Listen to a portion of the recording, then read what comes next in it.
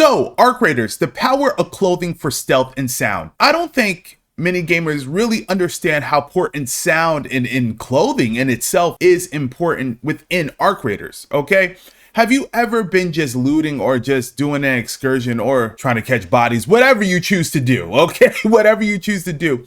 Have you ever just seen another player just seemingly come out of nowhere? Or in some instances, right in front of you and just appear, right? Clothing and the outfits you wear in Arc Raiders are very, very important.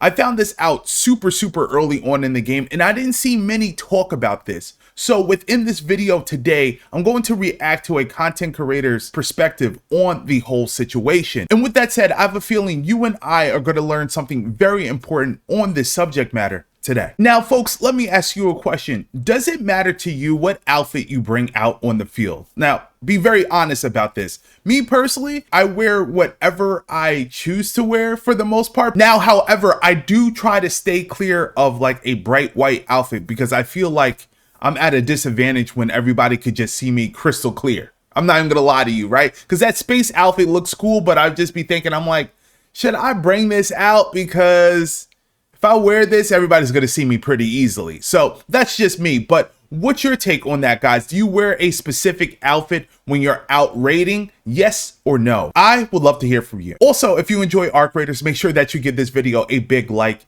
And if you've been enjoying the conversations and insights that I've been bringing to the channel, consider subscribing today. All right, so today's content creator is Aces. And the title of his video is as follows: Arc Raiders, why clothing is important, better audio and better stealth. All right, let's see what he's talking about. Yo guys, what's going on? It's Aces here today with another video. In today's video, we're gonna be talking about clothing in Arc Raiders and why it actually matters what clothes you have on. There are two main reasons we're gonna be discussing today. One is to give you a tactical advantage, and one is for audio. Do me a huge favor, make sure you're dropping a like on this one here today, and of course consider subscribing to the channel for more Arc Raiders content. Let's start with the first one being the easiest one, and that is the audio.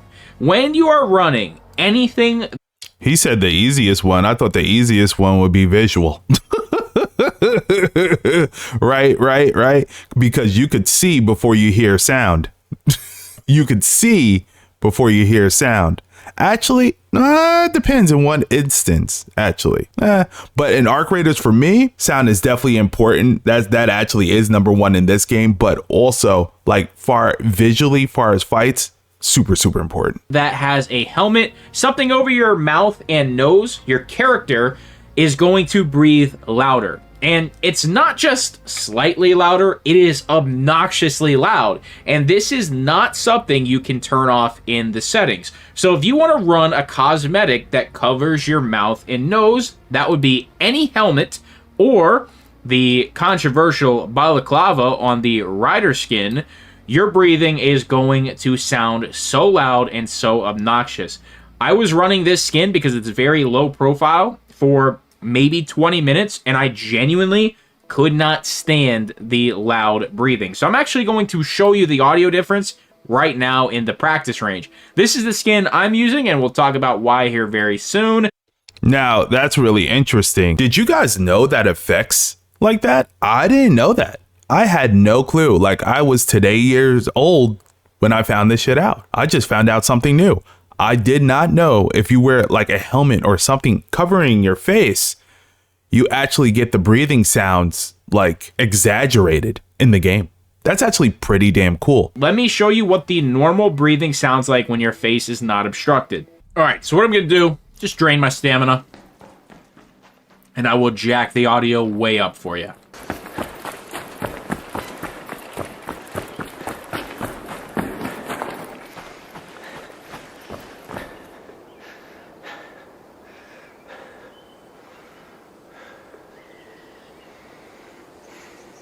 All right, so that's what the normal breathing sounds like, and I'll make sure I put the increased audio settings at the exact same decibel so there's no shenanigans going on behind the scenes.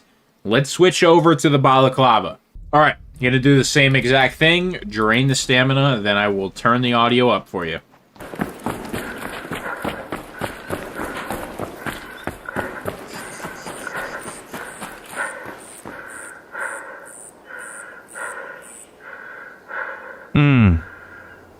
Noticeable difference, y'all? What y'all think? Noticeable? And that difference right there, I don't know how to measure it. There's people that are way smarter than me that know how to compare decibel ratings and all that. I don't. But what I do know is that breathing is significantly louder when your face is obstructed. I would have to agree with him there. It did sound a little bit louder with this mask on here. With the one that he's showing right now. Definitely did sound a little more louder, more pronounced. And another thing, it's not just what you're hearing. Other raiders will hear the breathing as well. So if you're using a helmet or you're using this skin, anything obstructing your mouth and nose, you will actually be putting yourself at an audio disadvantage when you are playing the game. Any disadvantage is not an advantage, obviously. So that's exactly why I do not use this skin, even though it's extremely low profile. And honestly, I think it's kind of a superior skin for our next topic, which is low profile skins. When you have a skin that is bright colors or it's bulky, whatever the case may be, you are putting yourself at a disadvantage when it comes to playing the game. So this is the skin that I use. I use this skin because it covers the back of my head, but it does not obstruct my face. This gives me lower breathing audio, but at the same time, from the back profile, you do not see a giant white head. It's as simple as that.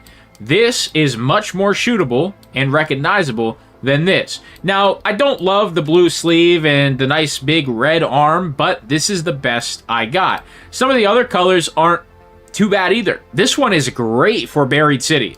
This skin, right, for sure. That does definitely goes with that map for sure. Is incredible for Buried City.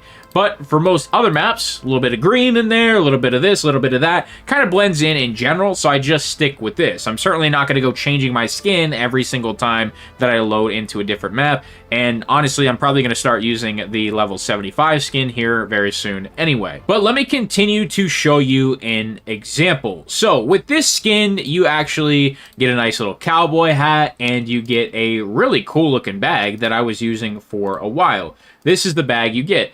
But number one, this bag is a lot bulkier. And number two, there is a giant lantern on the back. So if you are doing any of your nighttime raids, which I actually have a video of me telling you why nighttime raids are super good for your very easy quest. And I had this bag on. And this lantern, it was lit up like a Christmas tree on a night without power. I mean... Right. I would imagine so, right?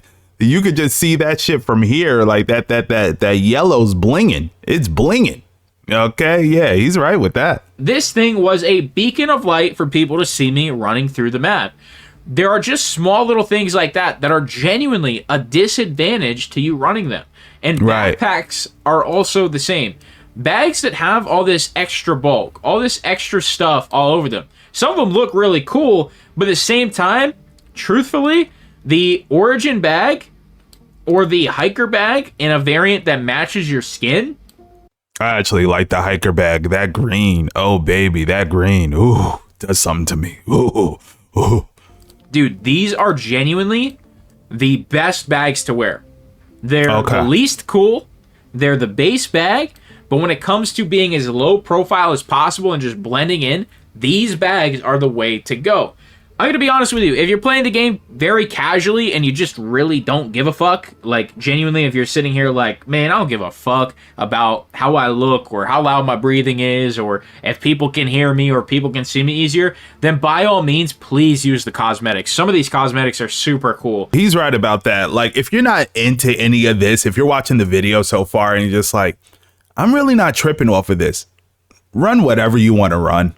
like don't let myself or this guy deter you from running whatever the fuck you want to run. This is your time, your money, your game. Listen, run whatever you want to run. But regardless, the outfits that he's choosing out, that's actually shit I would actually rock by nature, especially that green bag, right? The Origin bag, the green one. I really like that a lot. So, yeah, this isn't something that's too foreign for your boy, but you see how important sound and the way you look come in to play here for Arc Raiders. And that's what makes this game so remarkable for me, because it's not just so much the gameplay itself. It's so much the sound design and in the visuals and just different cues that come up in the game that are very important. And you just don't get that. You don't get that attention to detail within most shooters today. But if you're going to go into a raid with all your best gear, you're going to go against sweats. You're going to go against people who are sweating their ass off. There is gear-based matchmaking in this game. I have a whole video on it if you want to check it out. It's 100% in. So there is an algorithm working against you. If you give other players more advantages, you are going to have a worse experience overall. And that is the main reason clothes actually matter. So when it comes to running low-profile skins, I recommend covering up your head, but not covering up your face, and using as less clothing as possible. So, like I said, the Rider skin is really good. I mean, it is a super slim profile, but having your head exposed like this, in my opinion, takes away from it being the best skin, because you can't have clear audio with the balaclava on. You just will not get good audio if you're wearing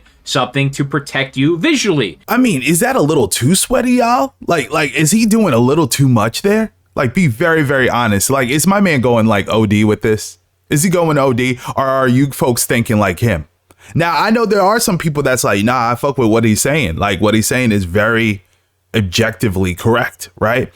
But I don't know. I'm not in this bitch trying to be a sweat lord neither. Like, I'm really not. I'm really not. Like, I understand where he's coming from, but in the same vein, I'm kind of like, I'm just gonna go in and ball out and do whatever I gotta do. Like, you know what I mean? Advantage or no advantage, right? Like, I'm just gonna go in and do my thing.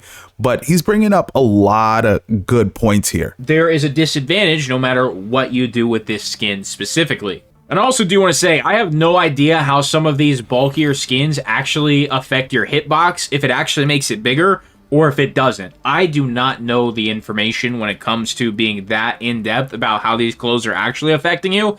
Now, I agree. I don't know if it affects your hitbox at all. I always wondered that. That's one thing I wondered right off rip. I was like, well, if you dress bulkier, does it affect your hitbox? Like, do you become like a big Snorlax type of object to shoot at, or do you remain slender in form, whatever your character's presenting for the most part, right? I wonder how much hitboxes play effect within Arc Raiders overall. That's actually a good question. But if it would come out where some testing would be done, if I'm wearing this shirt and I'm getting hit here compared to wearing this and not having anything here and these bullets are missing, that is 100% an issue as well. But you can go through all the skins, and just from the side profile, you can really start to see what skins are thin, what skins are bulky, and what skins are covering up your entire body. So, for example, the Aviator skin... Now, that looks fly to me, but I bet you there's a negative here. I mean, right off rip, it's the color. It's going to be the color right off rip, but let's see what my man says. Actually isn't terrible, but you don't have any long sleeves. So your sleeves are putting you at a massive disadvantage because they're short and not long. So it's all these little things that are honestly just kind of an inconvenience. I didn't think he was going to say that. And as for the Rider skin, I know somebody's going to ask, well, why don't you put the helmet on? Well, if the helmet was black, I would. But it's a giant, bright orange. And all of the other colorways, it is not any better, unfortunately. So that is why I ultimately decided to try and go with something that blends in the most. And that is this skin right here. Now, we have to be very conscious of this. Like, Embark Studios chose to do this on purpose because, like, look what my man's saying. He's looking for the most camoed out type of thing to blend in with the environment. Imagine everybody got down like that in this game. Just everybody was thinking how he's thinking here. Like, real sweat mentality, real, like, how can I get any type of advantage in this game? You know, that shit would be very annoying and very tiresome over time for, like, just casual players like myself. Like, because everybody will be essentially like taking the game way too serious and worrying about every little minute detail to get one over on their their opponent, right? Or be able to see some type of advantage, period. It would just really get annoying. So that's why Embark Studio added the accents of bright colors as well, just to keep things fun and not to keep it so meta, right? This guy's breaking down like a meta here. Like he's trying to set the parameters of like, hey, if you want to blend in and you want to have the most advantageous runs, right? Like, and you want to really make sure that you're at the best advantage possible, wear this, you know? And some gamers are simply not thinking like that.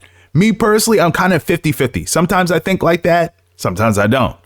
Like I'm 50-50 with it. I don't know about you guys, but let me know what you guys think. But that's just what it is here. Embark already balanced this with all this in account. That's how come you have the bright oranges and the blues and the whites coming in, and then sometimes the poppy ass greens. You know what I mean? And I like that personally, but yeah, some other people won't be fucking with it.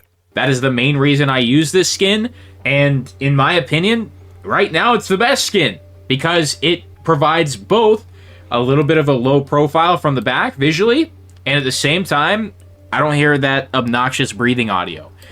He has a point there. It is advantageous in that way, but far as looks, you're not winning any points with your boy. So hopefully you found this video informative. This is not me literally telling you to just never use any cool cosmetics again, but it is me letting you know that when you do, there are disadvantages that come with it. This shouldn't be a thing. There should not be any different breathing settings, in my opinion. Yes, it kind of adds a little bit of realism if you have a helmet on, and Embark even talked about it publicly, how they were proud of this. I don't think it's something to be proud of. I think it's something that's really annoying and should be able to be toggled in the settings.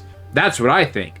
And, you know, as for if we should be able to maybe even do a little bit more in-depth customization than we already have, you know, if you can already select stuff about the goggles and the hat, why can we not select what color they are specifically?